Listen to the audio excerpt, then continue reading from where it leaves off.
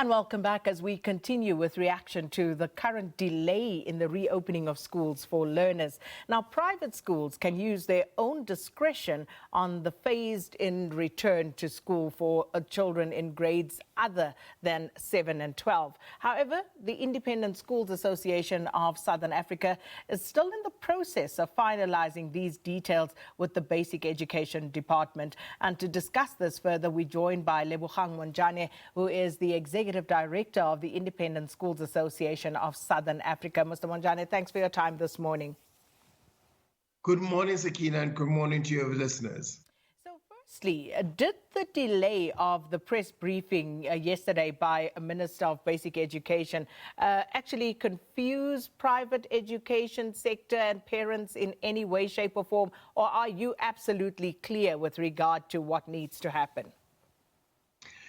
Sakina, the minister has always been consistent that independent schools, small schools and special needs schools would have to apply the regulations differently in terms of phasing in of learners, especially differently to those of ordinary public schools. So we had expected to hope to see those in the regulations, but the minister clarified with us yesterday in our meeting with her that she was regulating under level 4, and now she's going to be regulating under level 3. So the hope is that within this week or within days, we will have the regulations amended to permit independent schools to then enroll grades other than 7 and 12. So exactly how far have those engagements gone with the minister in terms of finalizing that reopening of the independent schools? They're quite advanced, actually, Sakina, but the minister has also said, and as I think Professor Metcalf has indicated, not all independent schools can merely open. They have to meet the preconditions of public health safety and ensure that they are trying to limit the transmission of the virus within the school premises. And how have schools been preparing for this reopening, especially in terms of providing personal protective equipment and other necessary safety precautions for staff and learners? The independent schools, and specifically SASA member schools, are actually quite privileged.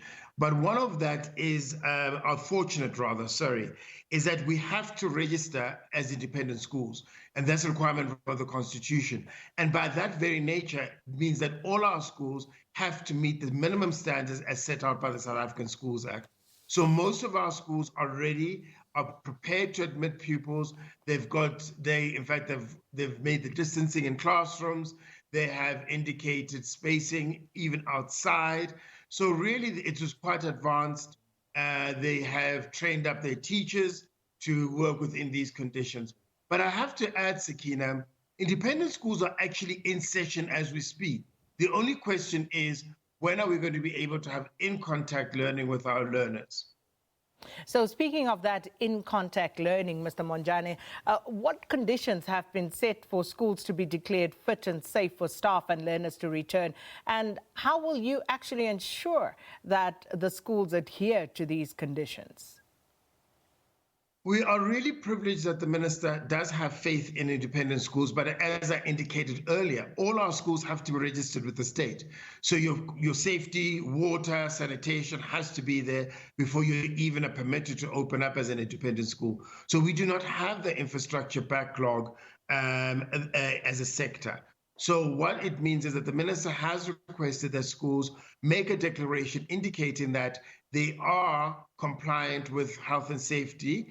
And as Professor Metcalf has indicated, the minister did also indicate that she will have verifications and there will be spots checks to make sure that all independent schools that declare that they're safe for learning under these conditions are actually safe.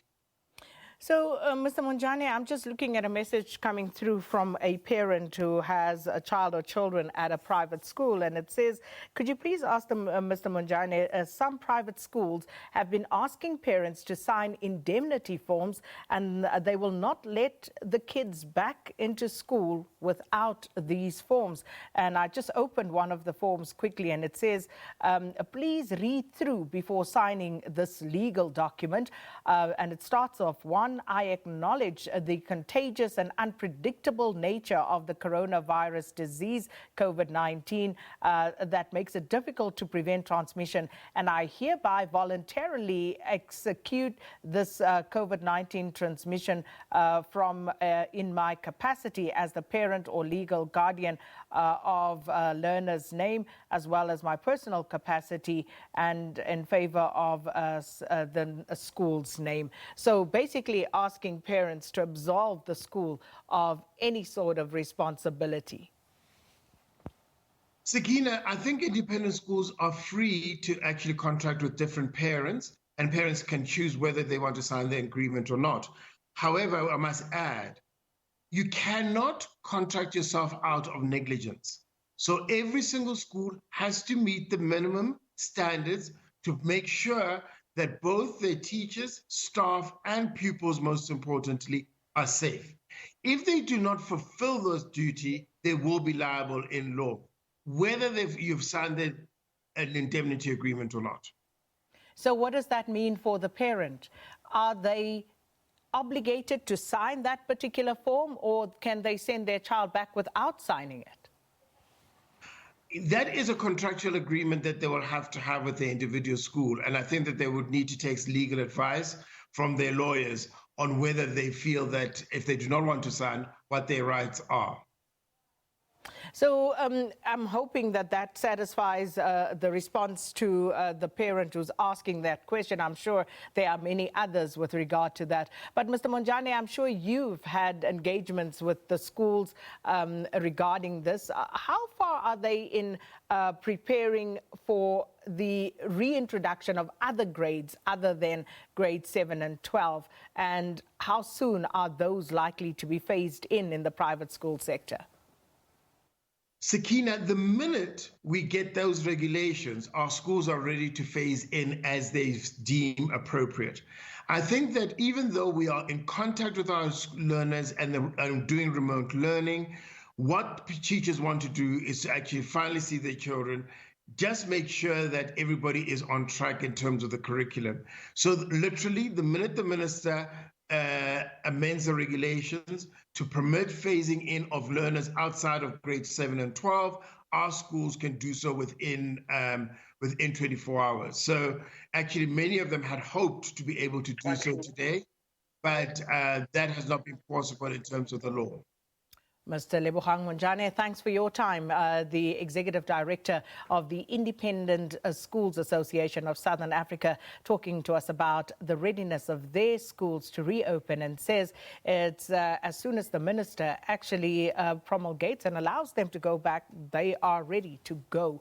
So with that, let's continue with the news, Leanne.